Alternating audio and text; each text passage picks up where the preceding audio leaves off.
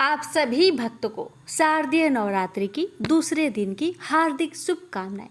आइए भक्तों, हम सभी मिलकर माँ ब्रह्मचारिणी की दिव्य कथा का श्रवण करते हैं और माता की कृपा को प्राप्त करते हैं। प्रेम से बोलिए जय माता दी। ब्रह्मचारिणी माता की कथा। माँ दुर्गा के नौ शक्ति का दूसरा स्वरूप ब्रह्मचारिणी का है। यह ब्रह्म का अर्थ तपस्या से है।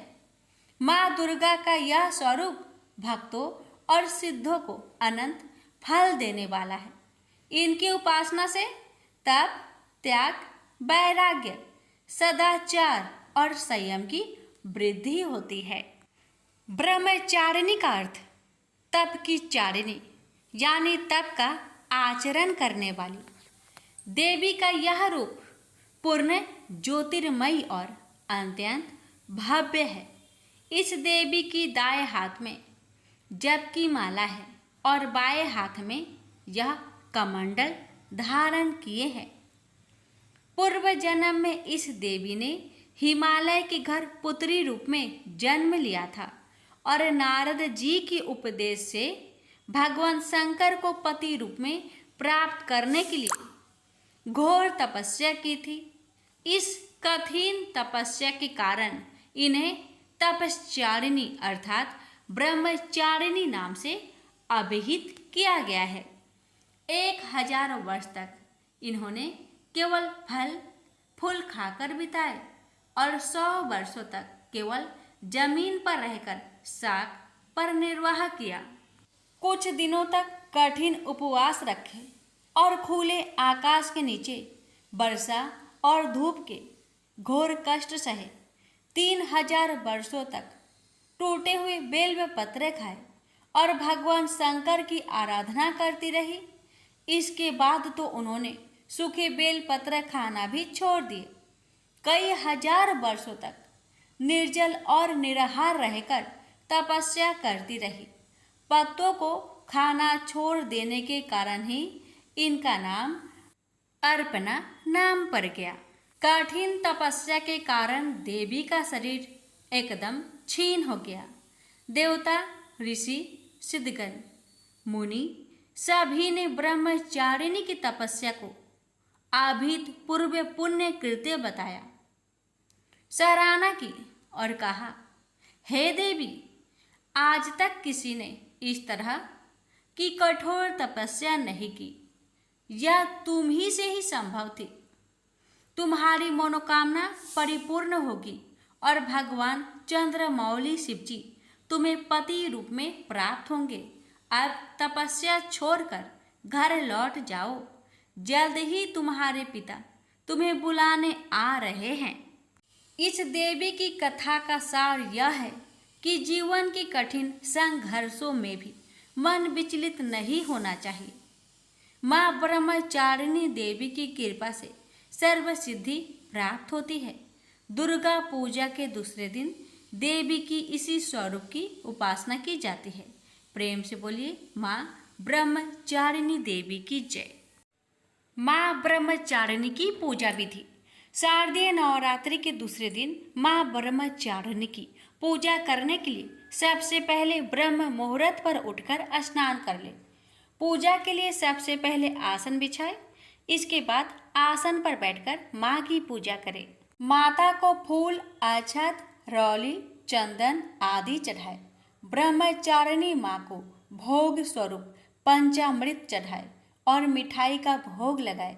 साथ ही माता को पान, सुपारी, लौंग अर्पित करें। इसके उपरांत देवी ब्रह्मचारिणी माँ के मंत्रों का जाप करें और फिर माँ की आरती करें। तो भक्तों, अभी आप सभी ने सुना माँ ब्रह्मचारिणी की दिव्य कथा। अब आइए सुनते हैं माँ भगवती की पौराणिक कथा। पौराणिक कथा के अनुसार प्राचीन काल में ऋतुवाक नाम के एक मुनि रहते थे। उनकी बुद्धि बड़ी विलक्षण थी। उनके यहाँ समय अनुसार पुत्र उत्सव हुआ। रेवती का चौथा चरण गंडात होता है, उसी में उसकी बालक की उत्पत्ति हुई। मुनि ने उस लड़के की जातक क्रम आदि सभी क्रियाएं सविधि संपन्न की। चूड़ाकरण और उपनयन आदि संस्कार भी संपन्न किए। महात्मा ऋतुवाक के यहाँ जब से उस पुत्र का जन्म हुआ तभी से वे रोग और शोक से चिंतित रहते थे। क्रोध और लोभ उन्हें सदा घेरे रखते थे। माता की भी यही स्थिति हो गई। उसे निरंतर अनेक रोग सताने लगे। वह उदास होकर सदा चिंता में डूबी रहती थी। वह लड़का भी उद्दंड हो गया। तब मुनि अत्यंत चिंतित होकर सोचने लगे कि कौन सा ऐसा कारण है जिससे मेरा यह पुत्र महान दुष्ट हो गया है। यह सोचकर वे गर्ग जी के पास गए और उनसे पूछने लगे, हे भगवान, आप ज्योतिष शास्त्र के आचार्य हैं। मेरे पुत्र के दुराचारी होने का क्या कारण हो सकता है? गर्ग जी बोले, हे मुने, पुत्र के दुष्चरित्र होने में न तुम कारण हो और न माता तथा न कुल ही। रेवती का अंतिम चरण गंडात होता है, यही कारण है।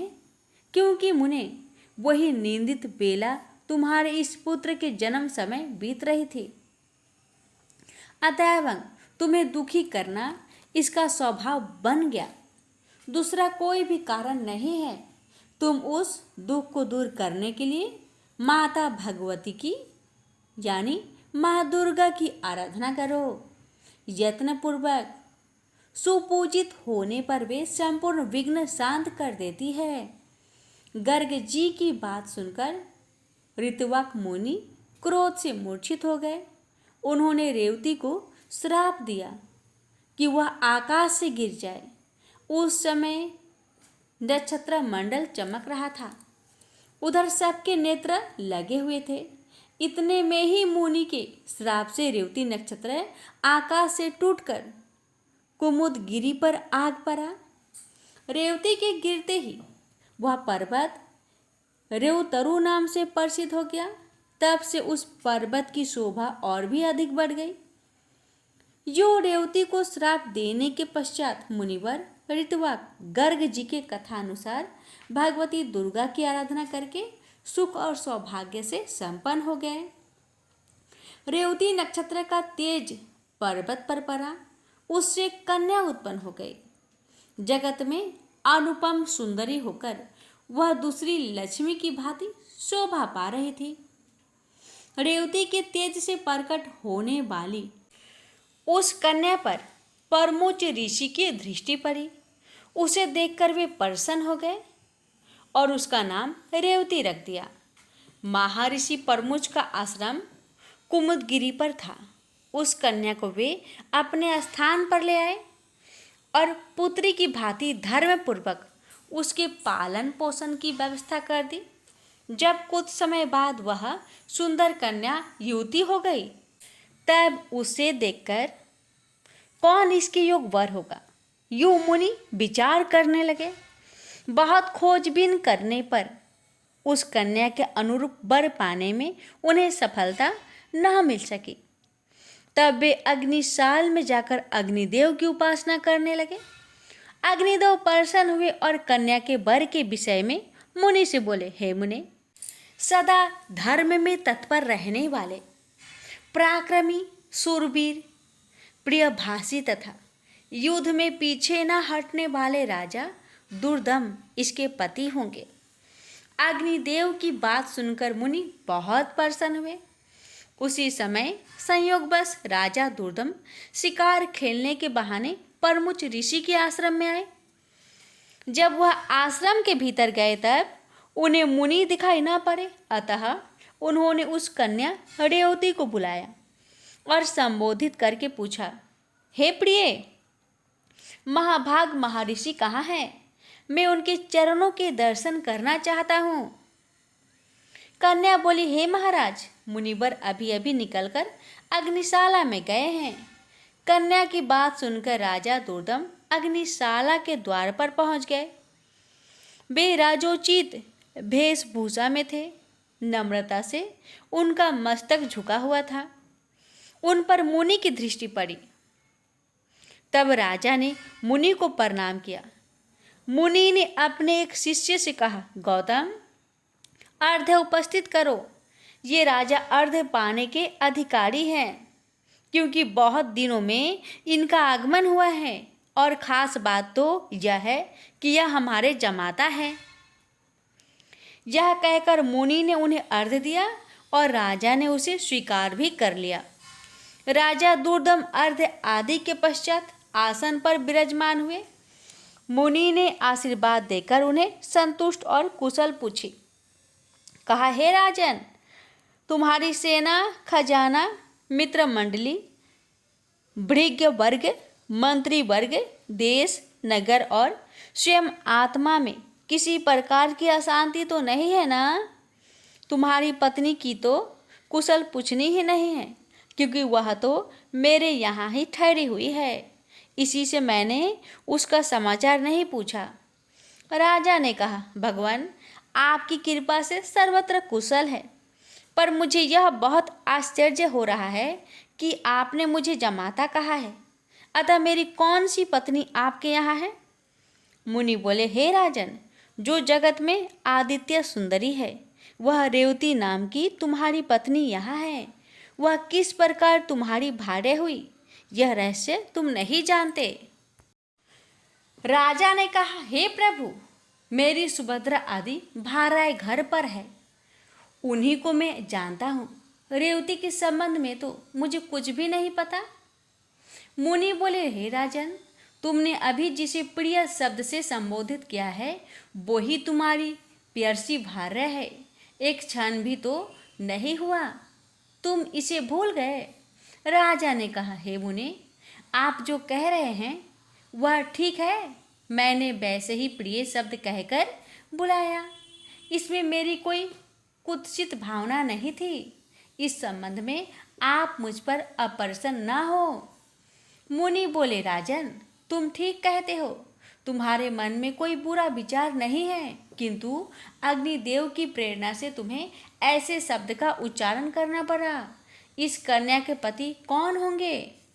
यह बात अभी मैंने अग्निदेव से पूछी थी। उन्होंने कहा कि राजा दुर्दम इस कन्या के स्वामी होंगे, इसे कोई नहीं टाल सकता। इसलिए राजन, मैं यह कन्या तुम्हारी सेवा में समर्पित करता हूँ, इसे स्वीकार करो। तुमने इसे प्रिय शब्द से संबोधित किया था, उस विषय में तो कुछ विचार ही नहीं करना चाहिए। मुनि की बात सुनकर राजा चुप हो गए। अब मुनि उनके विवाह की विधि संपन्न करने की व्यवस्था करने लगे। पानी ग्रहण संस्कार करने के यत्न में संलग्न मुनि को देखकर कन्या ने कहा, हे पिताजी, उचित तो यह है कि आप मेरा विवाह रेवती नक्षत्र में ही करने की कृपा करें।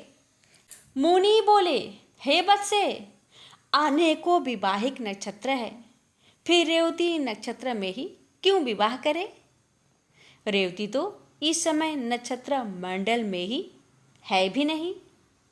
कन्या ने कहा, रेवती से भिन्न नक्षत्र में मेरा विवाह संस्कार समुचित न होगा, अतएव मैं आपसे प्रार्थना करती हूँ, इस नक्षत्र में ही मेरी विवाहिक रस्में संपन्न करने की कृपा करें। मुनि बोले, बहुत समय पहले ऋतवाक मुनि ने रेवती को नक्षत्र मंडल से नीचे गिरा दिया था, अब वहाँ उसका स्थान ही नहीं रहा। फिर उसी नक्षत्र में विवाह करने के लिए तुम क्यों जोर दे रही हो?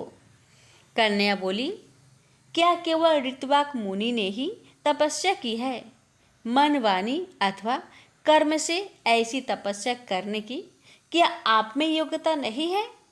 आप तो जगत की रचना करने में समर्थ है।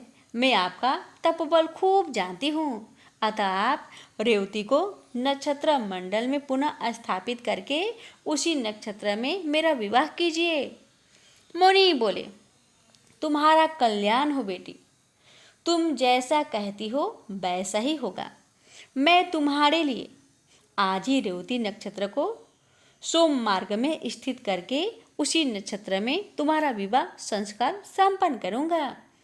यह कहकर मुनि ने अपनी तपस्या के प्रभाव से उसी समय रेवती को नक्षत्र मंडल में पूर्वत स्थापित कर दिया। फिर उसी नक्षत्र में विवाहिक विधि के अनुसार मुनि ने राजा दुर्दम को वह रेवती नामक कन्या सौंप दी। विवाह कर देने के पश्चात मुनि ने राजा से कहा, वीर, तुम्हें क्या पाने की इच्छा है, कहो, मैं उसे पूर्ण करने को उद्यत हूँ। राजा बोले, हे मुनिवर, मैं स्वयंभू मनु का वंशज हूँ। आपकी कृपा से मुझे मनवंतर का आदि शस्त्र पुत्र प्राप्त हो, यह मेरी अभिलाषा है। मुनि ने कहा, हे राजन, यदि तुम्हारी ऐसी इच्छा है तो भगवती दुर्गा की आराधना करो, तब मनवंतर का स्वामी पुत्र तुम्हें अवश्य प्राप्त होगा। श्रीमद् देवी भागवत 5वां पुराण है। उसकी 5 आवृत्तियां श्रवण करने से तुम अपने मन के अनुसार पुत्र प्राप्त कर लोगे। इस रेवती के गर्भ से 5वां यानी रेवत नामक मनु उत्पन्न होगा। मुनियों के यूं कहने पर राजा ने उनके चरणों में मस्तक झुकाया और पत्नी को साथ लेकर वे अपने नगर को चले गए और राजगद्दी पर बैठकर उन्होंने शासन आरंभ किया। एक बार महात्मा लोमस जी राजभवन में पधारे। राजा ने प्रणाम करके उनका स्वागत सत्कार किया और हाथ जोड़कर कहा, मुने, आप सर्वसमर्थ हैं, मुझे पुत्र पाने की इच्छा है, अतः आप श्रीमद् देवी भागवत नाम का पुराण सुनाने की कृपा कीजिए। राजा की बात सुनकर लोमस जी बड़े प्रसन्न हुए और बोले, राजन, तुम धन्य हो, तभी तो त्रिलोक जननी भगवती दुर्गा में तुम्हारी ऐसी भक्ति जागृत हो गई है। जो भगवती जगदम्बिका देवता, दानव और मनुष्य की परम आराध्य है, उनमें जब तुम्हारी भक्ति हो गई है तब फिर तुम्हारा कार्य सिद्ध होने में क्या संदेह है। अतएव मैं तुम्हें देवी भागवत पुराण अवश्य सुनाऊंगा। उसके श्रवण मात्र से कोई भी पदार्थ पाने की इच्छा शेष नहीं रहती। यह कहकर लोमस जी ने शुभ मुहूर्त में कथा आरंभ कर दी। समय व्यतीत होने पर भगवती की कृपा से रानी को लोक कल्याण करने वाला गर्भ ठहर गया। गर्भ की अवधि पूर्ण होने पर ग्रहों के उत्तम योग में रानी ने पुत्र को जन्म दिया। पुत्र जन्म की बात सुनकर राजा की खुशी का ठिकाना न रहा। फिर रेवत नाम से विख्यात वह बालक संपूर्ण क्रियाओं का पारगामी, धर्मात्मा, धर्म का प्रवचन एवं अनुष्ठान करने वाला, परम पराक्रमी तथा अस्त्र वेताओं में सर्वश्रेष्ठ निकला। तदंतर ब्रह्मा जी ने रेवत को मनु के पद पर प्रतिष्ठित कर दिया। रेवत मनवंतर के स्वामी बनकर धर्मपूर्वक पृथ्वी पर शासन करने लगे। तो प्रेम से बोलिए, जय माता दी। भक्तों, अब आइए श्रवण करते हैं श्री दुर्गा सप्तशती पाठ अध्याय 2 और 3। श्री दुर्गा सप्तशती पाठ के दूसरे अध्याय में आप सुनेंगे देवताओं के तेज से देवी की प्रादुर्भाव और महिषासुर की सेना की वध की कथा। महर्षि मेधा बोले, प्राचीन काल में देवताओं और असुरों में पूरे 100 वर्ष तक घोर युद्ध हुआ था। उनमें असुरों का स्वामी महिषासुर था और देवराज इंद्र देवताओं के नायक थे। इस युद्ध में देवताओं की सेना परास्त हो गई थी और इस प्रकार संपूर्ण देवताओं को जीत महिषासुर इंद्र बन बैठा था। युद्ध के पश्चात हारे हुए देवता प्रजापति श्री ब्रह्मा को साथ लेकर उस स्थान पर पहुंचे जहां पर कि भगवान शंकर विराजमान थे। देवताओं ने अपनी हार का सारा वृत्तांत भगवान श्री विष्णु और शंकर जी से कह सुनाया। वह कहने लगे, प्रभु, महिषासुर सूर्य, इंद्र, अग्नि, वायु, चंद्रमा, यम, वरुण तथा अन्य देवताओं के सब अधिकार छीनकर सबका अधिष्ठात्र स्वयं बन गया है। उसने समस्त देवताओं को स्वर्ग से निकाल दिया। वह मनुष्यों की तरह पृथ्वी पर विचर रहे हैं। दैत्यों की सारी करतूत हमने आपको सुना दी है और आपकी शरण में इसलिए आए हैं कि आप उनके वध का कोई उपाय सोचे। देवताओं की बातें सुनकर भगवान श्री विष्णु और शंकर जी को दैत्यों पर बड़ा गुस्सा आया। उनकी बहुएं तन गई और आंखें लाल हो गई। गुस्से में भरे हुए भगवान विष्णु के मुख से बड़ा भारी तेज निकला और उसी प्रकार का तेज भगवान शंकर, ब्रह्मा और इंद्र आदि दूसरे देवताओं के मुख से प्रकट हुआ। फिर वह सारा तेज एक में मिल गया और तेज का पुंज वह ऐसी दिखता था जैसे कि ज्वलमान पर्वत हो। देवताओं ने देखा कि उस पर्वत की ज्वाला चारों ओर फैली हुई थी और देवताओं के शरीर में प्रकट हुए उस तेज की किसी अन्य तेज से तुलना नहीं हो सकती थी। एक स्थान पर इकट्ठा होने पर तेज एक देवी के रूप में परिवर्तित हो गई और अपने प्रकाश से तीनों लोकों में व्याप्त जान पड़ा। वह भगवान शंकर का तेज था। उससे देवी का मुख प्रकट हुआ। यमराज के तेज से उनके सिर के बाल बने। भगवान श्री विष्णु के तेज से उनकी भुजाएं बनी। चंद्रमा के तेज से दोनों स्तन और इंद्र के तेज से जंघा और पिंडली तथा पृथ्वी के तेज से नितंब भाग बना। ब्रह्मा जी के तेज से दोनों चरण और सूर्य के तेज से उनकी उंगलियां पैदा हुई और कुबेर के तेज से नासिका बनी। प्रजापति के तेज से उनकी दांत और अग्नि के तेज से उनके नेत्र बने। संध्या के तेज से उनकी भौहें और वायु की तेज से उनकी कान प्रकट हुए। इस प्रकार उस देवी का प्रादुर्भाव हुआ था। महिषासुर से पराजित देवता उस देवी को देखकर अत्यंत प्रसन्न हुए। भगवान शंकर ने अपने त्रिशूल से एक त्रिशूल निकालकर उस देवी को दिया और भगवान विष्णु ने भी अपने चक्र में से चक्र निकालकर उस देवी को दिया। वरुण ने देवी को शंख भेंट किया। अग्नि ने उन्हें शक्ति दी। वायु ने उन्हें धनुष बांध दिए। सहस्त्र नेत्र वाले श्री देवराज इंद्र अपने वज्र से उसे उत्पन्न करके वज्र को देवी को दिया और ऐरावत हाथी का घंटा उतारकर देवी को भेंट किया। यमराज ने उन्हें काल दंड में से एक दंड दिया। वरुण ने पास दिए। प्रजापति ने स्फटिक की माला दी और श्री ब्रह्मा जी ने कमंडल दिया। सूर्य ने देवी के समस्त रोमों में अपनी किरणों का तेज भर दिया। काल ने चमकती हुई ढाल और तलवार दी तथा उज्जवल हार और दिव्य वस्त्र उसे भेंट किए और इनके साथ ही दिव्य चूड़ामणि दी। 2 कुंडल, कंगन, उज्जवल अर्धचंद्र, बाहों के लिए बाजूबंद, चरणों के लिए नूपुर, गले के लिए सुंदर हसली और अंगुलियों के लिए रत्नों की बनी हुई अंगूठियां उसे दी। विश्वकर्मा ने उनको फरसा दिया और उसके साथ ही कई प्रकार के अस्त्र और अमेध कवच दिए और इसके अतिरिक्त उसने उसे कभी ना कुमलाने वाले कमलों की मालाएं भेंट की। जल निधि ने सुंदर कमल का फूल भेंट किया। हिमालय ने सवारी के लिए सिंह और तरह तरह के रत्न देवी को भेंट किए। यक्षराज कुबेर ने मधु से भरा हुआ पात्र और शेष नाग ने उन्हें बहुमूल्य मणियों से विभूषित नागहार भेंट किया। इसी तरह दूसरे देवताओं ने भी उसे आभूषण और अस्त्र देकर उनका सम्मान किया। इसके पश्चात देवी ने उच्च स्वर से गर्जना की।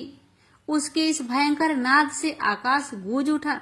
देवी का वह उच्च स्वर से किया हुआ सिंहनाद समा ना सका। आकाश उनके सामने छोटा प्रतीत होने लगा।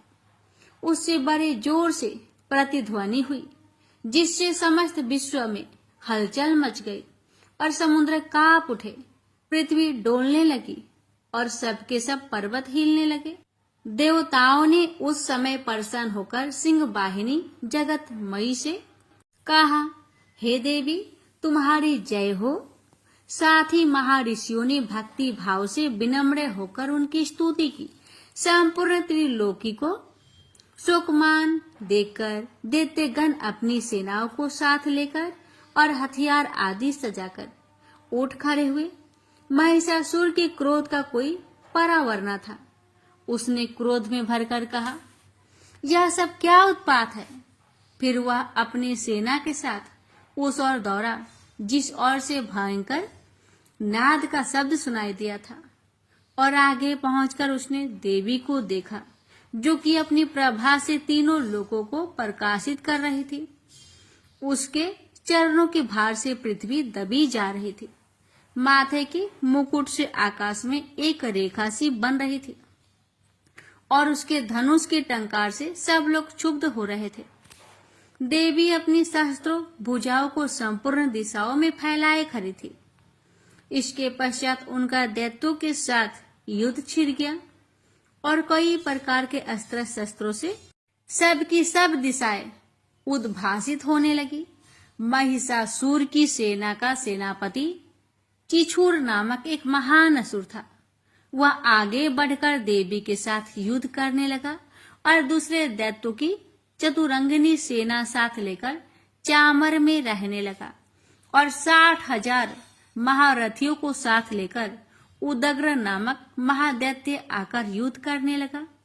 और महाहनु नामक असुर 1 करोड़ रथियों को साथ लेकर असीलोमा नामक असुर 5 करोड़ सैनिकों को साथ लेकर युद्ध करने लगा।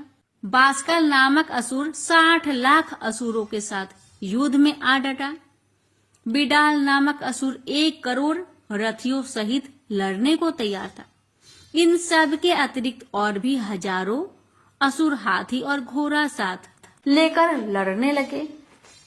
और इंद्र सबके पश्चात महिषासुर करोड़ों रथों, हाथियों और घोड़ों सहित वहां आकर देवी के साथ लड़ने लगा।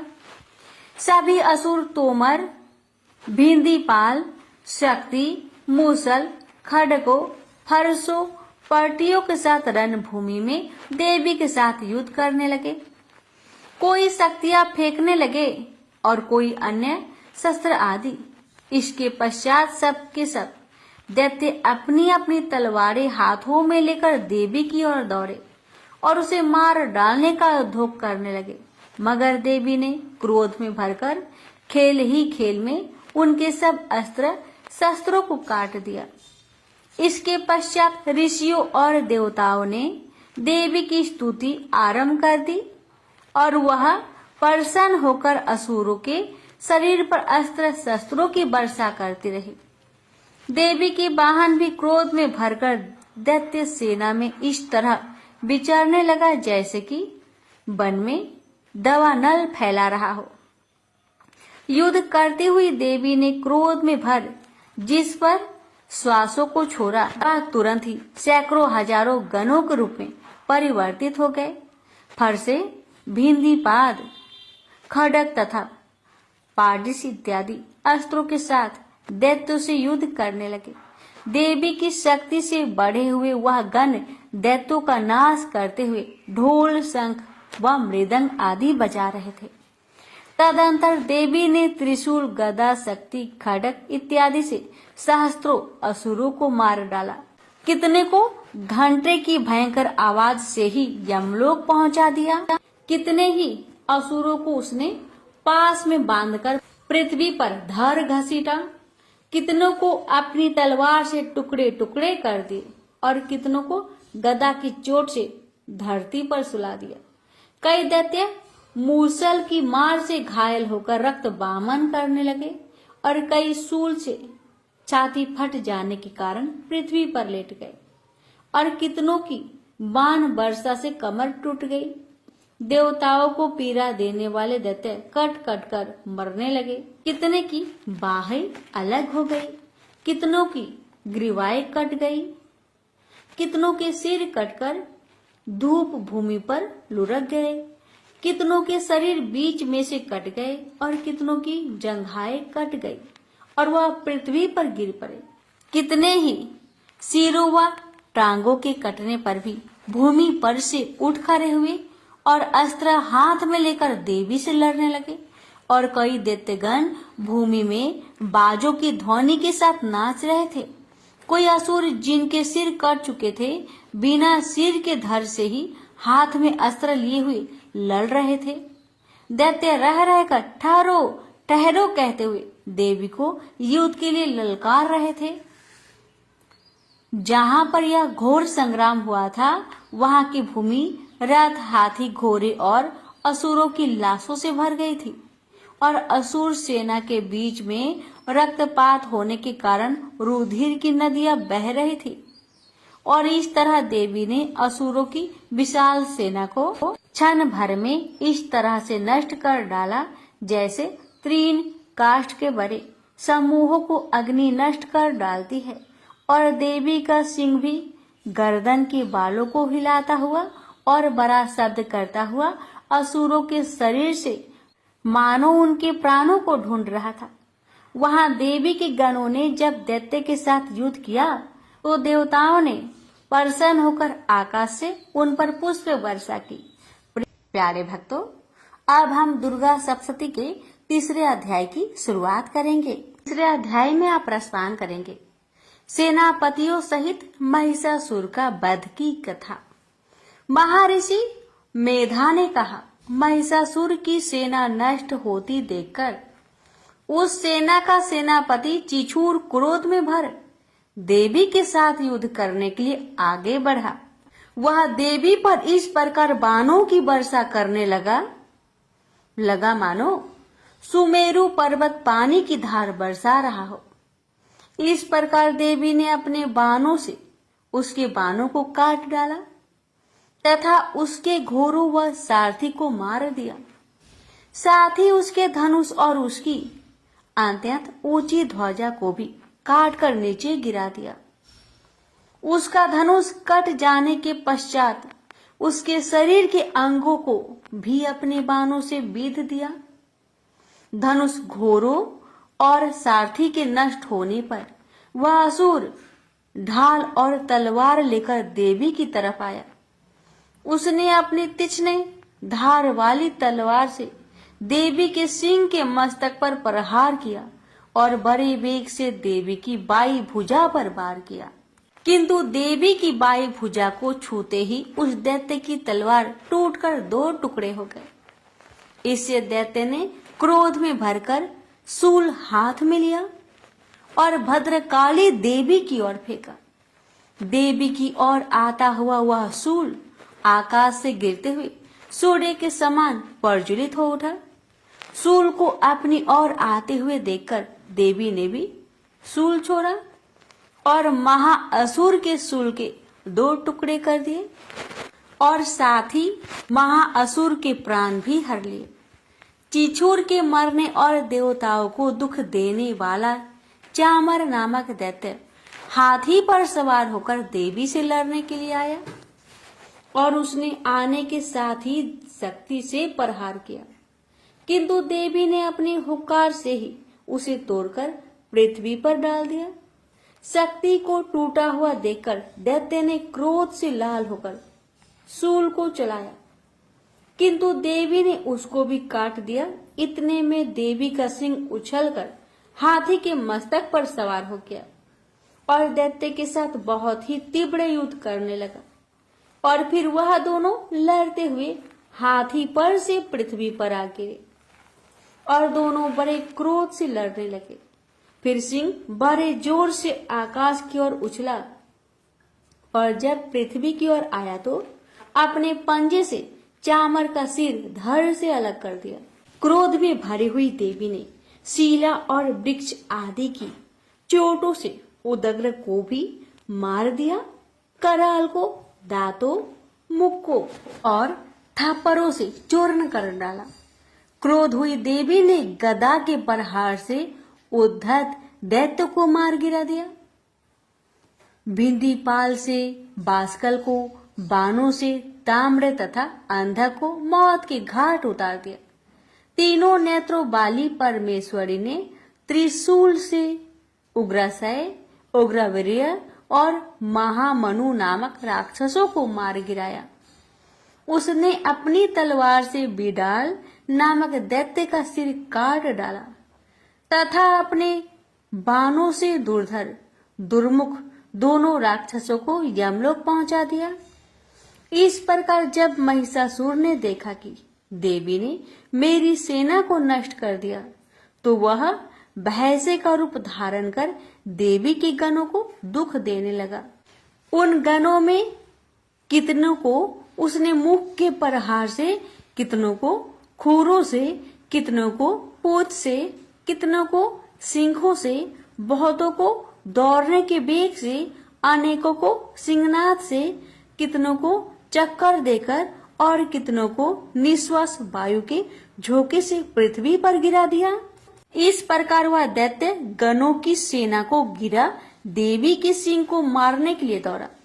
इस पर देवी को बड़ा गुस्सा आया। उधर दैत्य भी क्रोध में भरकर धरती को खुरों से खोदने लगा तथा सिंगों से पर्वतों को उखाड़ उखाड़ कर धरती पर फेंकने लगा और मुख से शब्द करने लगा। महिषासुर के बेग से चक्कर देने के कारण पृथ्वी क्षुब्ध होकर फटने लगी। उसकी पूंछ से टकारा कर समुद्र चारों ओर फैल गया। हिलते हुए सिंहों के आघात से मेघ खंड खंड हो गए और श्वास से आकाश में उड़ते हुए पर्वत गिरने लगे। इस तरह क्रोध में भरे हुए राक्षस को देख चंडिका को भी क्रोध आ गया और वह उसके मारने के लिए क्रोध में भर गई। देवी ने पास फेंककर दैत्यों को बांध लिया। उसमें बध जाने पर दैत्य का रूप त्याग दिया और सिंह का रूप बना लिया। और जो ही देवी उसका सिर काटने के लिए तैयार हुई, उसने पुरुष का रूप बना लिया। जो ही हाथ में तलवार लिए था, देवी ने तुरंत ही अपने बाणों के साथ उस पुरुष को उसकी तलवार ढाल सहित बीध डाला। इसके पश्चात वह हाथी के रूप में दिखाई देने लगा और अपनी लंबी सूंड से देवी के सिंह को खींचने लगा और गरजने लगा। देवी ने तलवार से उसकी सूंड काट डाली। तब राक्षस ने एक बार फिर भैंसे का रूप धारण कर लिया और पहले की तरह चर अचर जीवों सहित समस्त त्रिलोकी को व्याकुल करने लगा। इसके पश्चात क्रोध में भरी हुई देवी बारंबार उत्तम मधु का पान करने लगी और लाल लाल नेत्र करके हंसने लगी। उधर बल वीर्य तथा मद से क्रोध हुआ दैत्य भी गरजने लगा। अपने सिंगों से देवी पर पर्वतों को फेंकने लगा। देवी अपने बाणों से उसके फेंके हुए पर्वतों को चूर्ण करती हुई बोली, ओ मूर्ख, जब तक मैं मधुपान कर रही हूँ तब तक तू गरज ले और इसके पश्चात मेरे हाथों से तेरी मृत्यु हो जाने पर देवता गरजेंगे।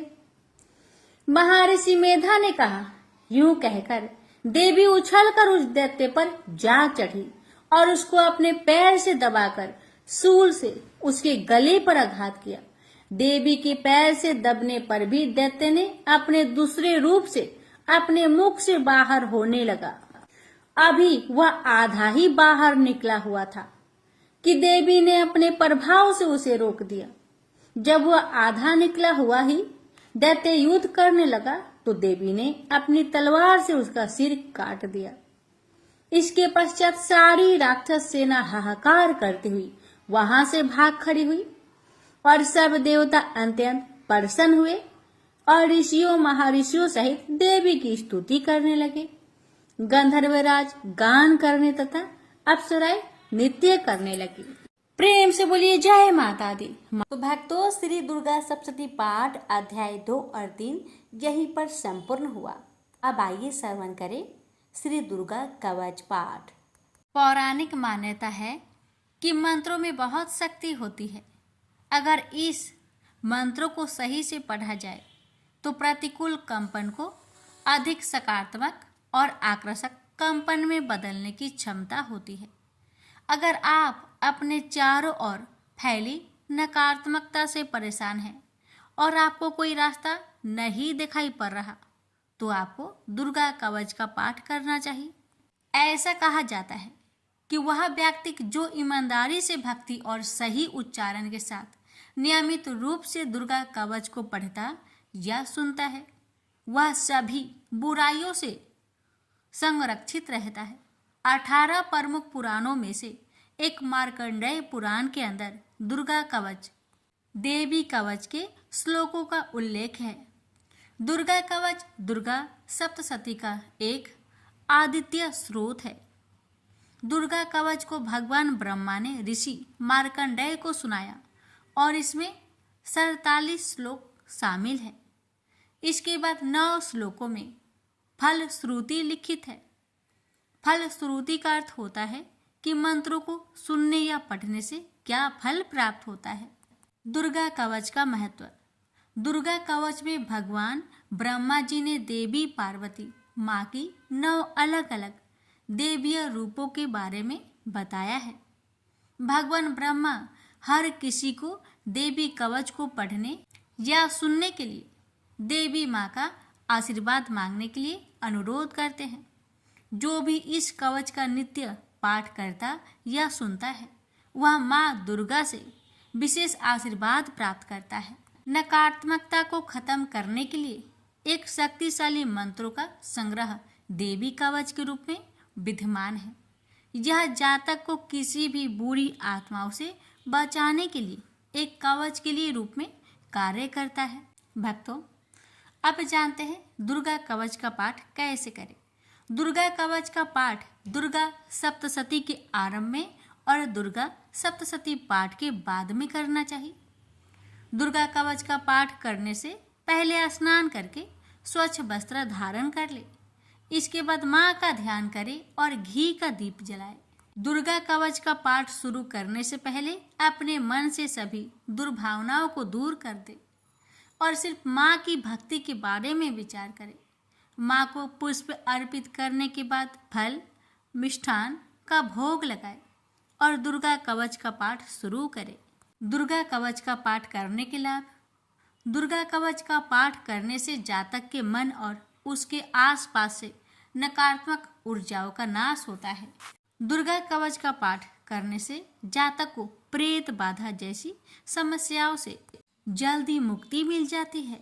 दुर्गा कवच का पाठ करने से अकाल मृत्यु जैसे संकट दूर होते हैं। दुर्गा कवच का पाठ करने से बड़े से बड़े संकट का निवारण होता है। दुर्गा कवच का पाठ करने से असाध्य रोगों से मुक्ति मिलती है। इतना ही नहीं, दुर्गा कवच का पाठ से न्यायालय से जुड़ी मामलों में जीत हासिल होती है। भक्तों, इस पावन दुर्गा कवच का पाठ करने से इतना ही नहीं, शत्रुओं में भी विजय हासिल होती है। अब जानिए दुर्गा कवच पाठ करने के कुछ नियम। दुर्गा कवच करते समय शब्दों के उच्चारण का विशेष ध्यान देना चाहिए। अगर आप संस्कृत में पाठ नहीं कर पा रहे तो हिंदी में पाठ करें, लेकिन गलत उच्चारण में इसका पाठ कभी ना करें। दुर्गा कवच का पाठ करते समय प्याज, लहसुन, तंबाकू, मांस, मदिरा और किसी भी प्रकार के तामसिक भोजन को ना ग्रहण करें। दुर्गा कवच का पाठ करते समय पूर्ण ब्रह्मचर्य का पालन करना चाहिए। दुर्गा कवच का पाठ करते समय मन में कोई भी छल कपट, लोभ, लालच को नहीं रखना चाहिए और सच्चे मन से माँ की आराधना करनी चाहिए। दुर्गा कवच का पाठ करते समय स्वच्छ और सुगंधित वातावरण होना चाहिए। आसपास गंदगी ना हो, इसका विशेष ध्यान देना चाहिए। आइए रसपान करते हैं। श्री दुर्गा कवच पाठ प्रारंभ है। महर्षि मार्कंडेय बोले, हे पितामह, संसार में जो गुप्त हो और मनुष्यों की सब प्रकार से रक्षा करता हो और जो आपने किसी को आज तक न बताया हो, वह कवच मुझे बताइए। श्री ब्रह्मा जी कहने लगे, अत्यंत गुप्त व सब प्राणियों की भलाई करने वाला कवच मुझसे सुनो। प्रथम शैलपुत्री, दूसरी ब्रह्मचारिणी, तीसरी चंद्रघंटा, चौथी कुष्मांडा, पांचवी स्कंद माता, छठी कात्यायनी, सातवीं कालरात्रि, आठवीं महागौरी, नौवीं सिद्धिदात्री। यह देवी की 9 मूर्तियां हैं और यह 9 दुर्गा कहलाती है। आग में जलता हुआ रण में शत्रु से घेरा हुआ, विषम संकट में फंसा हुआ मनुष्य आदि दुर्गा के नाम का स्मरण करे तो उनको कभी भी कोई हानि नहीं होती। रण में उसके लिए कुछ भी आपत्ति नहीं और ना उसे किसी प्रकार का दुख या डर ही होता है। हे देवी, जिसने श्रद्धा पूर्वक तुम्हारा स्मरण किया है उसकी वृद्धि होती है और जो तुम्हारा चिंतन करते हैं उनकी तुम निस्संदेह रक्षा करने वाली हो। चामुंडा प्रेत पर, वारही भैंसे पर, ऐन्द्री हाथी पर, वैष्णवी गरुड़ पर आसन जमाती है। हे महेश्वरी बैल पर, कौमारी मोर पर और हाथ में कमल लिए हुए विष्णुप्रिया लक्ष्मी जी की कमल के आसन पर विराजती है। बैल पर बैठी हुई ईश्वरी देवी ने श्वेत रूप धारण कर रखा है और ब्रह्मी देवी हंस पर बैठती है और सब प्रकार के आभूषणों से विभूषित है। इस प्रकार यह सब माताएं सब प्रकार के योग शक्तियों से युक्त और अनेक प्रकार के रत्न धारण किए हुए हैं। भक्तों की रक्षा के लिए संपूर्ण देवियां रथ में बैठी तथा क्रोध में भरी हुई दिखाई देती है और ये शंख, चक्र, गदा, शक्ति, हल और मूसल, खेटक और तोमर, परशु तथा पास, कुंती और त्रिशूल एवं उत्तम सारंग, धनुष आदि शास्त्रों को दैत्य के नाश के लिए और भक्तों की रक्षा के लिए है और देवताओं के कल्याण के लिए धारण किए हैं।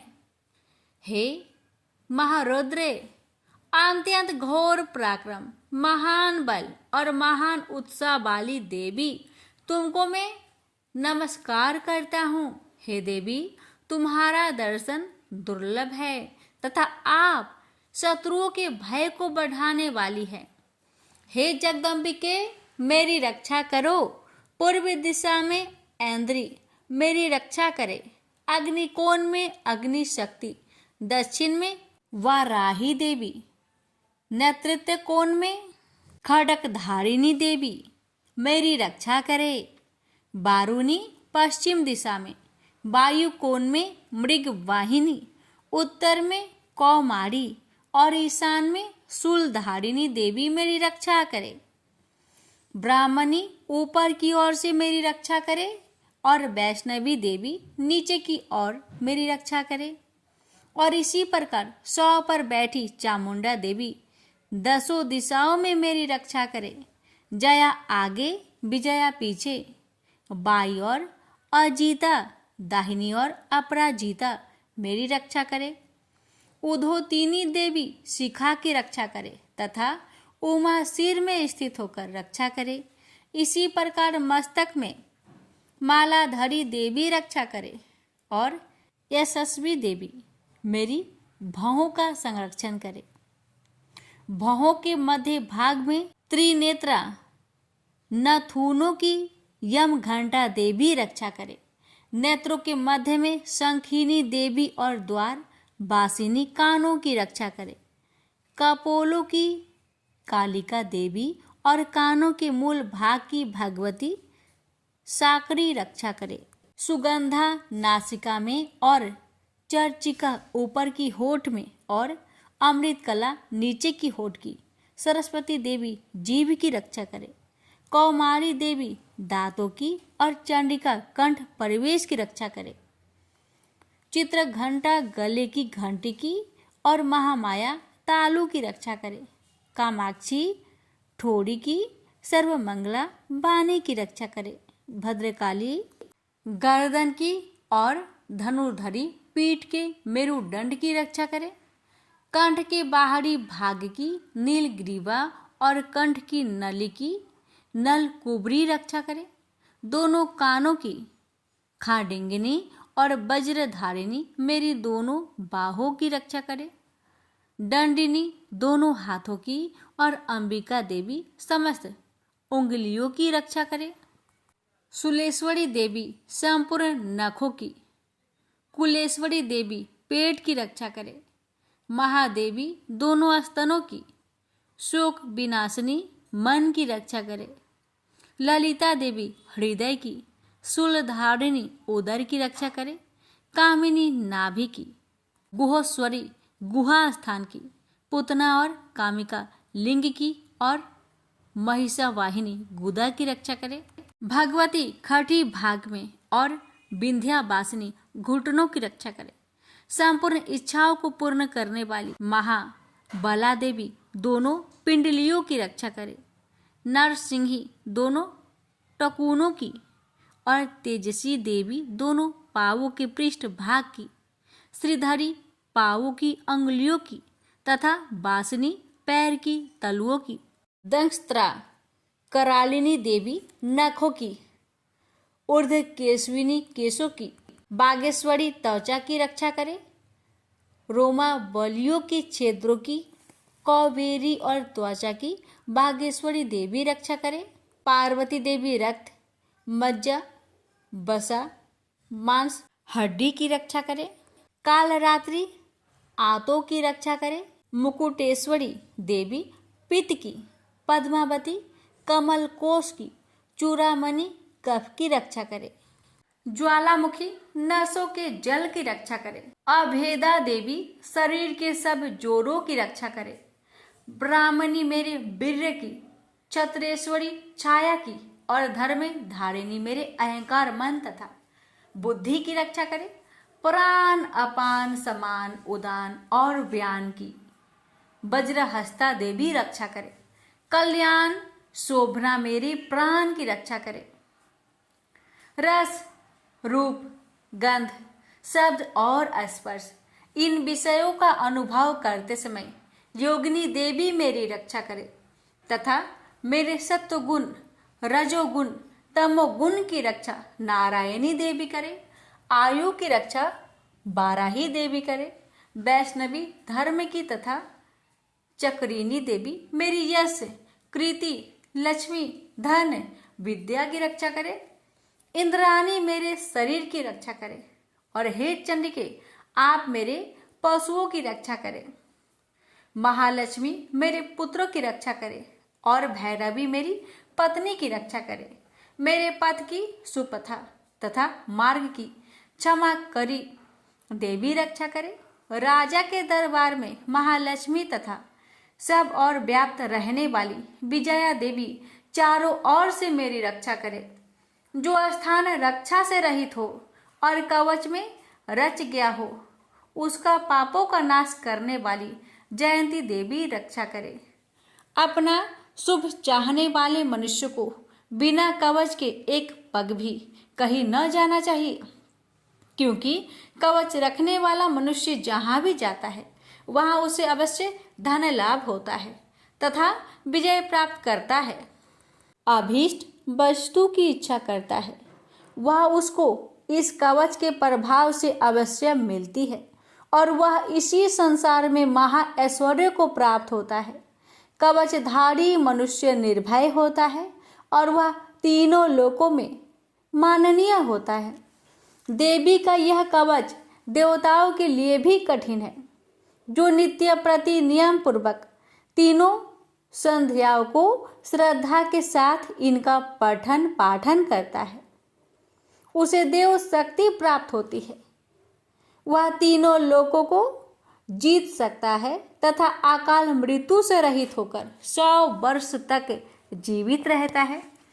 उसकी लुता, चर्म रोग, विस्फोट आदि समस्त व्याधियां समूल नष्ट हो जाती है। वह अस्थावर, जंगम तथा कृत्रिम विष दूर होकर उनका कोई असर नहीं होता है तथा समस्त अभिचारक प्रयोग और इस तरह के जितने मंत्र तंत्र इत्यादि होते हैं इस कवच के हृदय में धारण कर लेने पर नष्ट हो जाते हैं।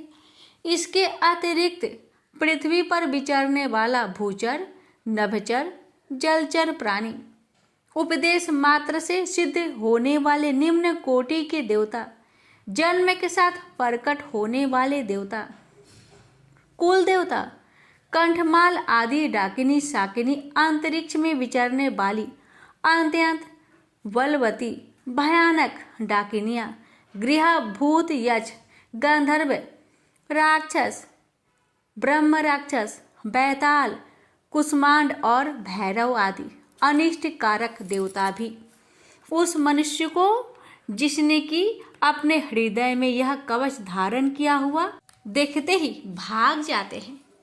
इस कारण कवच के धारण करने से मान और तेज बढ़ता है। जो मनुष्य इस कवच का पाठ करके उसके पश्चात सप्तशती चंडी का पाठ करता है, उसका यश जगत में विख्यात होता है। और जब तक वन पर्वत और कना आदि इस भूमंडल पर स्थित है, तब तक यह पुत्र पौत्र आदि संतान परंपरा बनी रहती है। फिर देहांत होने पर ऐसा मनुष्य परम पद को प्राप्त होता है जो देवताओं के लिए भी कठिन है, और अंत में सुंदर रूप को धारण करके भगवान शंकर के साथ आनंद करता हुआ परम मोक्ष को प्राप्त होता है। प्रेम से बोलिए जय माता दी। माता, इस दुर्गा कवच पाठ करने में हमसे अगर कोई गलती हुई हो उसे क्षमा करे। हे माता, कथा कहने वाले पर सुनने वाले पर अपनी कृपा बनाए रखे। जय माता दी। अब भक्तों रसपान करेंगे अर्थ और गला श्रोतम।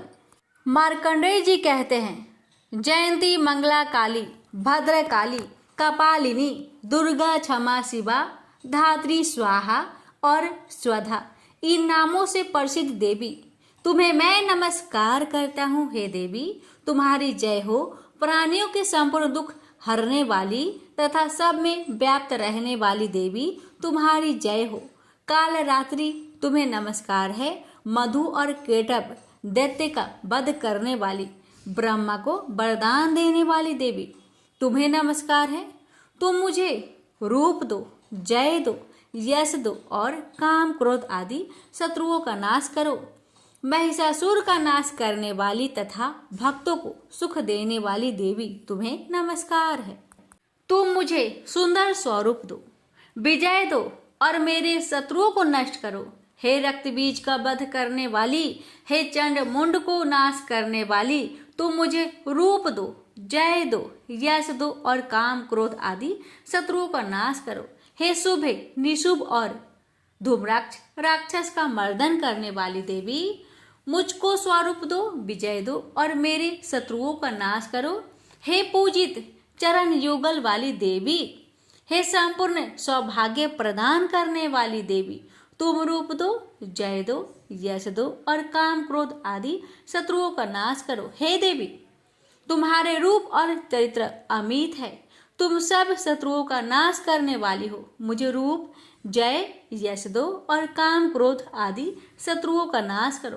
पाप को दूर करने वाली चंडिके, इस संसार में जो भक्ति से तुम्हारा पूजन करते हैं उनको तुम रूप तथा विजय और यश दो तथा उनके शत्रुओं का नाश करो। रोगों का नाश करने वाली चंडिके, जो भक्ति पूर्वक तुम्हारी पूजा करते हैं उन्हें रूप दो, यश दो और उनके काम क्रोध आदि शत्रुओं का नाश करो।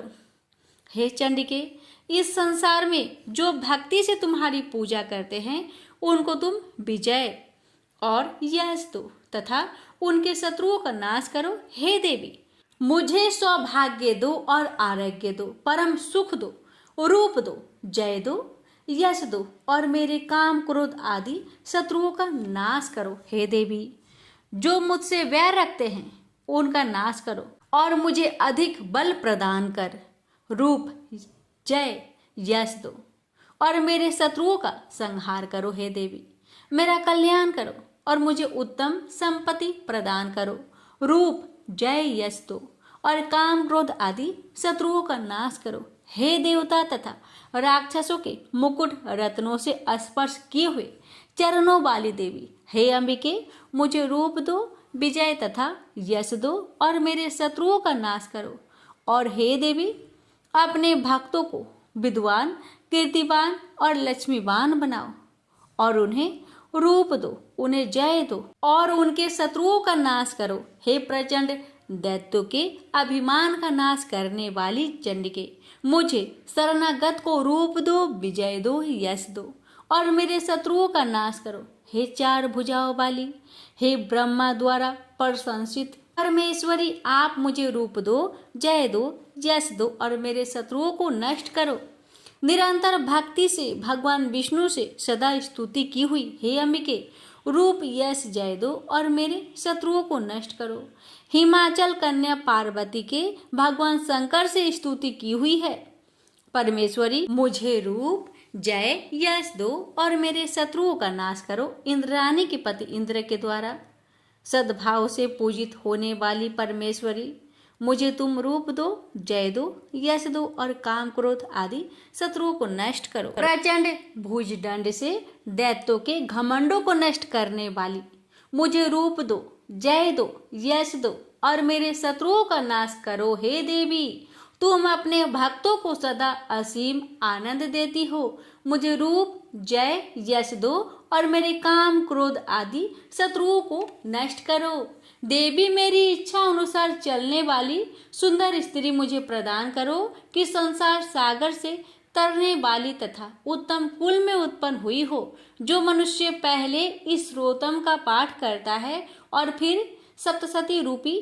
महास्रोत का पाठ करता है, वह सप्तशती की जप संख्या से मिलने वाले श्रेष्ठ फल को प्राप्त होता है और उसके साथ ही उसे प्रचुर धन भी प्राप्त होता है। प्रेम से बोलिए जय माता दी। भक्तों रसपान करे अर्थ किलक स्रोतम। महर्षि मार्कंडेय बोले, निर्मल ज्ञान रूपी शरीर धारण करने वाली, देवत्रय रूप दिव्य तीन नेत्र वाली, जो कल्याण प्राप्ति के हेतु है तथा अपने मस्तक पर अध्र चंद्र धारण करने वाली है, उन भगवान शंकर को नमस्कार है।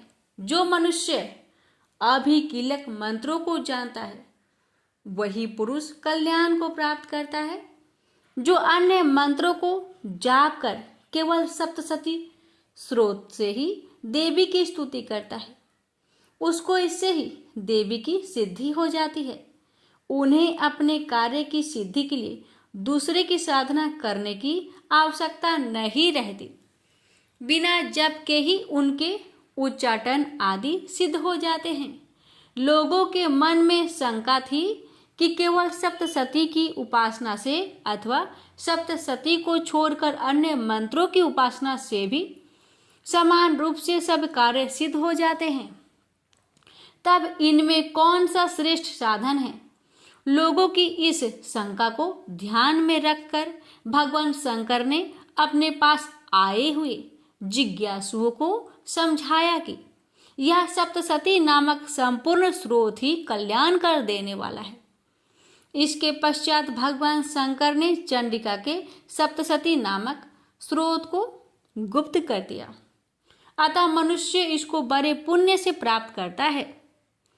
जो मनुष्य कृष्ण पक्ष की 14 अथवा अष्टमी को एकाग्रचित होकर देवी को अपना सर्वस्व समर्पित कर देता है और फिर उसे प्रसाद रूप से ग्रहण करता है, उस पर दुर्गा प्रसन्न होती है, अन्यथा नहीं होती। इस प्रकार सिद्ध के प्रतिबंधक रूप कील के द्वारा भगवान शंकर ने इस स्रोत को कीलित कर रखा है। जो पुरुष इस सप्तशती को निष्कीलन करके नित्य पाठ करता है, वह सिद्ध हो जाता है, वही देवों का पार्षद होता है और वह गंधर्व होता है। सर्वत्र विचरते रहने पर भी उस मनुष्य को इस संसार में कहीं कोई डर नहीं होता। वह आप मृत्यु के बस में नहीं पड़ता और मरकर मोक्ष की प्राप्ति हो जाती है। किंतु इस कीलक की विधि को जानकर ही सप्तशती का पाठ करना चाहिए। जो ऐसा नहीं करता वह नष्ट हो जाता है। कीलन और निष्कीलन संबंधी जानकारी के पश्चात ही यह स्रोत निर्दोष होता है और विद्वान पुरुष इस स्रोत का ही पाठ आरंभ करते हैं। स्त्रियों में जो कुछ सौभाग्य आदि दिखाई देता है, वह सब इस पाठ की ही कृपा है।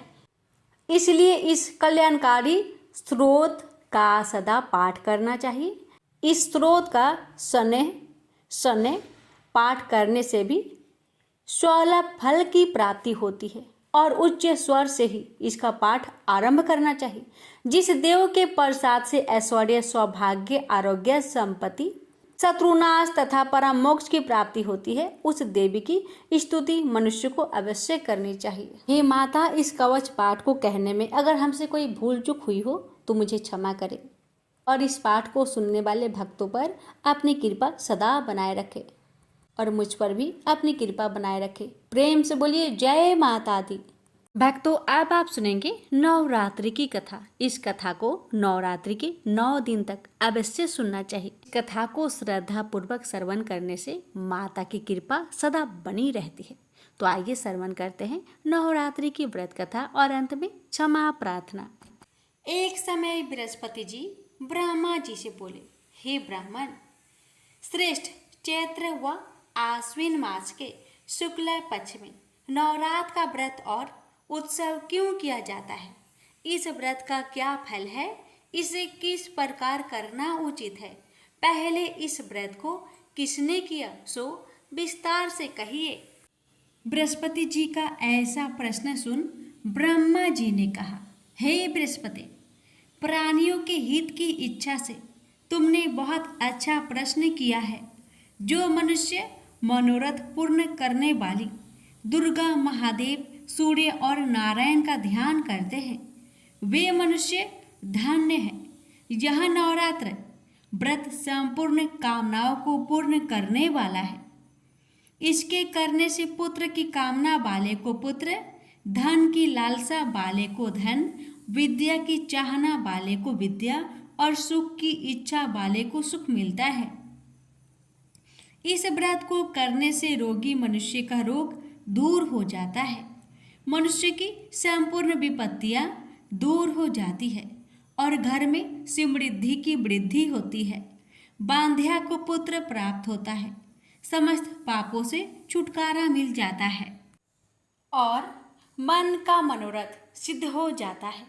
जो मनुष्य इस नवरात्र व्रत को नहीं करता, वह अनेक दुखों को भोगता है और कष्ट व रोग से पीड़ित हो अंगहीनता को प्राप्त होता है। उसके संतान नहीं होती और वह धन्य धान्य से रहित हो भूख और प्यास से व्याकुल घूमता फिरता है तथा संज्ञाहीन हो जाता है। जो सधवा स्त्री इस व्रत को नहीं करती, वह पति सुख से वंचित हो नाना दुखों को भोगती है। यदि व्रत करने वाला मनुष्य सारे दिन का उपवास ना कर सके तो एक समय भोजन करे और 10 दिन बांधवों सहित नवरात्र व्रत की कथा का श्रवण करे। हे बृहस्पति, जिसने पहले इस महाव्रत को किया है, वह कथा मैं तुम्हें सुनाता हूँ। तुम सावधान होकर सुनो। इस प्रकार ब्रह्मा जी का वचन सुनकर बृहस्पति जी बोले, हे ब्राह्मण, मनुष्य का कल्याण करने वाले इस व्रत के इतिहास को मेरे लिए कहो। मैं सावधान होकर सुन रहा हूँ। आपकी शरण में आए हुए मुझ पर कृपा करो। ब्रह्मा जी बोले, प्राचीन काल में मनोहर नगर में पीठत नाम का एक अनाथ ब्राह्मण रहता था। वह भगवती दुर्गा का भक्त था। उसके संपूर्ण सद्गुणों से युक्त सुमति नाम की एक अत्यंत सुंदरी कन्या उत्पन्न हुई। वह कन्या सुमति अपने पिता के घर बाल्यकाल में अपनी सहेलियों के साथ कीड़ा करती हुई इस प्रकार बढ़ने लगी, जैसे शुक्ल पक्ष में चंद्रमा की कला बढ़ती है। उसका पिता प्रतिदिन जब दुर्गा की पूजा करके होम किया करता, वह उस समय नियम से वहां उपस्थित रहती। एक दिन सुमति अपनी सखियों के साथ खेल में लग गई और भगवती की पूजा में उपस्थित नहीं हुई। उसके पिता को पुत्री की ऐसी असावधानी देखकर क्रोध आया और वह पुत्री से कहने लगा, अरे दुष्ट पुत्री, आज तूने भगवती का पूजन नहीं किया, इस कारण मैं किसी कुष्ठ रोगी या दरिद्र मनुष्य के साथ तेरा विवाह करूंगा। पिता का ऐसे वचन सुन सुमति को बड़ा दुख हुआ और पिता से कहने लगी, हे पिताजी, मैं आपकी कन्या हूँ तथा सब तरह आपके अधीन हूँ। जैसी आपकी इच्छा हो वैसा ही कीजिए। राजा से, कुष्ठी से, दरिद्र से अथवा जिसके साथ आप चाहो मेरा विवाह कर दो, पर होगा वही जो मेरे भाग्य में लिखा है। मेरा तो अटल विश्वास है, जैसा कर्म करता है उसको कर्मों के अनुसार वैसा ही फल प्राप्त होता है, क्योंकि कर्म करना मनुष्य के अधीन है पर फल देना ईश्वर के अधीन है। जैसे अग्नि में पड़ने से तृणादि उसको अधिक प्रदीप्त कर देते हैं, इस प्रकार कन्या के निर्भयता से कहे हुए वचन सुन उस ब्राह्मण ने क्रोधित हो अपनी कन्या का विवाह एक कुष्ठी के साथ कर दिया और अत्यंत क्रोधित हो पुत्री से कहने लगा, हे पुत्री, अपने कर्म का फल भोगो। देखो, भाग्य के भरोसे रहकर क्या करती हो। पिता के ऐसे कटु वचनों को सुन सुमति मन में विचार करने लगी, अहो, मेरा बड़ा दुर्भाग्य है जिससे मुझे ऐसा पति मिला। इस तरह अपने दुख का विचार करती हुई वह कन्या अपने पति के साथ वन में चली गई और डरावने कोसायुक्त उस निर्जन वन में उन्होंने वह रात बड़े कष्ट से व्यतीत की। उस गरीब बालिका की ऐसी दशा देख देवी भागवती ने पूर्व पुण्य के प्रभाव से प्रकट हो सुमति से कहा, हे दीन ब्राह्मणी, मैं तुझसे प्रसन्न हूँ, तू जो चाहो सो वरदान मांग सकती हो। भगवती दुर्गा का यह वचन सुन ब्राह्मणी ने कहा, आप कौन हैं, वह सब मुझसे कहिए। ब्राह्मणी का ऐसा वचन सुन देवी ने कहा कि मैं आदि शक्ति भगवती हूँ और मैं ही ब्रह्म विद्या व सरस्वती हूँ। प्रसन्न होने पर मैं प्राणियों का दुख दूर कर उनको सुख प्रदान करती हूँ। हे ब्राह्मणी, मैं तुझ पर तेरे पूर्व जन्म के पुण्य के प्रभाव से प्रसन्न हूँ। तुम्हारे पूर्व जन्म का वृत्तांत सुनाती हूँ, सुनो। तू पूर्व जन्म में निषाद यानी भील की स्त्री थी और अति पतिव्रता थी। एक दिन तेरे पति निषाद ने चोरी की। चोरी करने के कारण तुम दोनों को सिपाहियों ने पकड़ लिया और ले जाकर जेल खाने में कैद कर दिया। उन लोगों ने तुझको और तेरे पति को भोजन भी नहीं दिया। इस प्रकार नवरात्रि के दिनों में तुमने ना तो कुछ खाया और ना जल ही पिया। इस प्रकार 9 दिन तक नवरात्र का व्रत हो गया। हे ब्राह्मणी, उन दिनों में जो व्रत हुआ, इस व्रत के प्रभाव से प्रसन्न होकर मैं तुझे मनोवांछित वर देती हूँ। तुम्हारी जो इच्छा हो सो मांगो। इस प्रकार माँ दुर्गा के वचन सुन ब्राह्मणी बोली, अगर आप मुझ पर प्रसन्न है तो हे दुर्गे, मैं आपको प्रणाम करती हूँ। कृपा करके मेरे पति का कोढ़ दूर करे। देवी ने कहा, उन दिनों तुमने जो व्रत किया था उस व्रत का एक दिन का पुण्य पति का कोढ़ दूर करने के लिए अर्पण करो। उस पुण्य के प्रभाव से तेरा पति कोढ़ से मुक्त हो जाएगा। ब्रह्मा जी बोले, इस प्रकार देवी के वचन सुन वह ब्राह्मणी बहुत प्रसन्न हुई और पति को निरोग करने की इच्छा से जब उसने तथास्तु ऐसा वचन कहा, तब उसके पति का शरीर भगवती दुर्गा की कृपा से कुष्ठ रोगों से रहित हो अति कांतिवान हो गया। वह ब्राह्मणी पति की मनोहर देह को देख देवी की स्तुति करने लगी। हे दुर्गे, आप दुर्गति को दूर करने वाली, तीनों लोकों का संताप हरने वाली, समस्त दुखों को दूर करने वाली, रोगी मनुष्य को निरोग करने वाली, प्रसन्न हो मनोवांछित वर देने वाली और दुष्टों का नाश करने वाली जगत की माता हो। हे अम्बे, मुझ निरपराध अबला को मेरे पिता ने कुष्ठी मनुष्य के साथ विवाह कर घर से निकाल दिया। पिता से तिरस्कृत निर्जन वन में विचर रही हूँ। आपने मेरा इस विपदा से उद्धार किया है। हे देवी, आपको प्रणाम करती हूँ, मेरी रक्षा करे। ब्रह्मा जी बोले, हे बृहस्पति, उस ब्राह्मण की ऐसी स्तुति सुन देवी बहुत प्रसन्न हुई और ब्राह्मणी से कहा, हे ब्राह्मणी, तेरे उदालय नामक अति बुद्धिमान, धनवान, कीर्तिवान और जितेंद्रिय पुत्र शीघ्र उत्पन्न होगा। ऐसा वर प्रदान कर देवी ने ब्राह्मणी से फिर कहा कि हे ब्राह्मणी, और जो कुछ तेरी इच्छा हो वह मांग ले।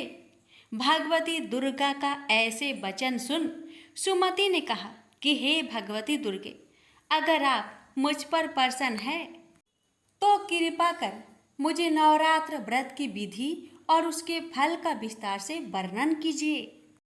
इस प्रकार ब्राह्मणी के वचन सुन माँ दुर्गा ने कहा, हे ब्राह्मणी, मैं तुम्हें संपूर्ण पापों को दूर करने वाले नवरात्र व्रत की विधि बतलाती हूँ, जिसको सुनने से मोक्ष की प्राप्ति होती है। आश्विन मास के शुक्ल पक्ष की प्रतिपदा से लेकर 9 दिन तक विधि पूर्वक व्रत करे। यदि दिन भर का व्रत न कर सके तो एक समय भोजन करे। विद्वान ब्राह्मणों से पूछकर घट स्थापन करे और वाटिका बनाकर उसको प्रतिदिन जल से सींचे। महाकाली, महालक्ष्मी और महासरस्वती देवी की मूर्तियां स्थापित कर उनकी नित्य विधि सहित पूजा करे और पुष्पों से विधि पूर्वक अर्घ्य दे। बिजोरा के फल से अर्घ्य देने से रूप की प्राप्ति होती है। जायफल से अर्घ्य देने से कृति, दाख से अर्घ्य देने से कार्य की सिद्धि होती है। आंवले से अर्घ्य देने से सुख की प्राप्ति और केले से अर्घ्य देने से आभूषणों की प्राप्ति होती है। इस प्रकार पुष्पों व फलों से अर्घ्य देकर व्रत समाप्त होने पर 9वें दिन यथा विधि हवन करें। खांड, घी, गेहूँ, शहद, जौ, तिल, बिल्व, नारियल, दाख और कदम्ब आदि से हवन करें। गेहूँ से होम करने से लक्ष्मी की प्राप्ति होती है। खीर एवं चंपा के पुष्पों से धन और बेल पत्तों से तेज व सुख की प्राप्ति होती है। आंवले से कृति की और केले से पुत्र की, कमल से राज सम्मान की और दाखों से संपदा की प्राप्ति होती है। खांड, घी, नारियल, शहद, जौ और तिल तथा फलों से होम करने से मनोवांछित वस्तु की प्राप्ति होती है। व्रत करने वाला मनुष्य इस विधान से होम कर आचार्य को अत्यंत नम्रता के साथ प्रणाम करे और यज्ञ की सिद्धि के लिए उसे दक्षिणा दे। इस प्रकार बताई हुई विधि के अनुसार जो व्यक्ति व्रत करता है उसके सब मनोरथ सिद्ध होते हैं। इसमें तनिक भी संदेह नहीं है। इन 9 दिनों में जो कुछ दान आदि किया जाता है उसका करोड़ों गुना फल मिलता है। इस नवरात्र व्रत करने से अश्वमेध यज्ञ का फल मिलता है। हे ब्राह्मणी, इस संपूर्ण कामनाओं को पूर्ण करने वाले उत्तम व्रत को तीर्थ, मंदिर अथवा घर में विधि के अनुसार करें। ब्रह्मा जी बोले, हे बृहस्पति, इस प्रकार ब्राह्मणी को व्रत की विधि और फल बताकर देवी अंतर्ध्यान हो गई। जो मनुष्य या स्त्री इस व्रत को भक्ति पूर्वक करता है वह इस लोक में सुख प्राप्त कर अंत में दुर्लभ मोक्ष को प्राप्त होता है। हे बृहस्पति, यह इस दुर्लभ व्रत का महात्म्य है जो मैंने तुम्हें बतलाया। यह सुन बृहस्पति जी आनंद से प्रफुल्लित हो ब्रह्मा जी से कहने लगी कि हे ब्राह्मण, आपने मुझ पर अति कृपा की जो मुझे इस नवरात्र व्रत का महात्म्य सुनाया। ब्रह्मा जी बोले कि हे बृहस्पति, यह देवी भगवती सर्वशक्ति संपूर्ण लोकों का पालन करने वाली है। इस महादेवी के प्रभाव को कौन जान सकता है? बोलिए देवी भगवती की जय। व्रत की विधि। प्रातः नित्य कर्म से निवृत्त हो स्नान कर मंदिर में या घर पर ही नवरात्र में दुर्गा जी का ध्यान करके यह कथा करनी चाहिए। कन्याओं के लिए यह व्रत विशेष लाभदायक है। श्री जगदम्बा की कृपा से सब विघ्न दूर हो जाते हैं तथा सुख समृद्धि की प्राप्ति होती है। क्षमा प्रार्थना। हे परमेश्वरी, मेरे द्वारा रात दिन सहस्त्रों अपराध होते हैं। यह मेरा दास है, समझकर मेरे अपराधों को क्षमा करे। हे परमेश्वरी, मैं आह्वान, विसर्जन और पूजन करना नहीं जानता, मुझे क्षमा कीजिए। हे सुरेश्वरी, मैंने जो मंत्रहीन, क्रियाहीन, भक्तयुक्त पूजन किया है वह स्वीकार करे। हे परमेश्वरी, अज्ञान से, भूल से अथवा बुद्धि भ्रांति से जो न्यूनता अथवा अधिकता हो गई है उसे क्षमा करिए तथा प्रसन्न होइए। प्रेम से बोलिए माँ जगदम्बा की जय। क्षमा प्रार्थना। हमें देवी माता से इस प्रकार क्षमा याचना करनी चाहिए। हे परमेश्वरी, मेरे द्वारा रात दिन बहुत से अपराध होते रहते हैं। मुझे अपना दास समझकर मेरे उन अपराधों को आप कृपा पूर्वक क्षमा करिए। परमेश्वरी, मैं आह्वान करना नहीं जानती, विसर्जन करना नहीं जानती तथा पूजा करने का ढंग भी नहीं जानती। हे माँ, मुझे क्षमा करिए। देवी सुरेश्वरी, मैंने जो मंत्रहीन ना मंत्रों को मैं जानती हूँ, क्रियाहीन ना क्रियाओं को जानती हूँ और भक्तिहीन ना भक्ति के प्रकार जानती हूँ। पूजन क्या है वह सब आपकी कृपा से पूरे हो। सैकड़ों अपराध करने के बाद भी जो आपके शरण में आके जगदम्बा कहकर पुकारता है उसे वह गति प्राप्त होती है जो ब्रह्मादि देवताओं के लिए भी पाना आसान नहीं है। जगदम्बिके, मैं अपराधी हूँ किंतु आपकी शरण में आया हूँ। इस समय दया का पात्र हूँ, आप जैसा चाहे वैसा करे। हे देवी परमेश्वरी, अज्ञान बस भूल से या बुद्धि भ्रष्ट होने के कारण मैंने जो भी न्यूनता या अधिकता कर दी हो वह सब क्षमा करे और प्रसन्न होइए। सच्चिदानंद स्वरूपा परमेश्वरी, जगत माता कामेश्वरी, आप प्रेम पूर्वक मेरी यह पूजा स्वीकार करें और मुझ पर प्रसन्न रहे। देवी सुरेश्वरी, आप गोपनीय से भी गोपनीय वस्तु की रक्षा करने वाली हैं। मेरी निवेदन किए हुए इस जप को ग्रहण करिए। आपकी कृपा से मुझे सिद्धि प्राप्त हो। इस प्रकार क्षमा प्रार्थना मंत्र के पाठ से दुर्गा माता आपके जाने अनजाने में हुए सारे अपराधों को क्षमा करेंगी और उनकी कृपा सदैव आपके ऊपर बनी रहेगी। तो प्रेम से बोलिए जगदम्बा माता की जय।